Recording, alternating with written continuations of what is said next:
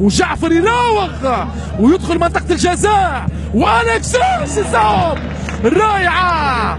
الكسيس موندومو باليسارية، والشريف إكرامي بكامل الفنيات ينقذ هذا الموقف الخطير.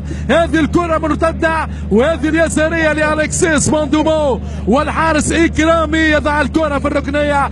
فرحة لم تتم لتشر، والتوزيع وكرة كرة غريبة وعجيبة من أحمد حسن. الزمالك في ظرف دقيقة واحدة مشاهدينا الكرام يضيع فرصتين كبيرتين، وهذه الكرة الأخيرة من أحمد سمير الظهير الطاير. الخطورة قاتمة، وهذه كرة لكن ضاعت من محمد عبد الشافي.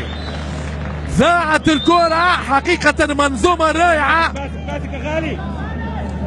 منظومة رائعة. اسلام عوض طبعا في اللقطة الأخيرة كان عبد الله سيسي الجميع. محمود فتح الله لا يخلي الكرة يصوب. كرة رائعة، كرة غدارة ورائعة من محمود فتح الله. الله الله الله على محمود فتح الله. كرة على طريقة ميشيل بلاتيني، على طريقة بيرن شوستر. كرة من الزاوية 90 الشريف إكرامي يحولها للقائم الأيسر. هذه الكرة شوف الصورة، يطير يطير يطير شريف إكرامي القدير.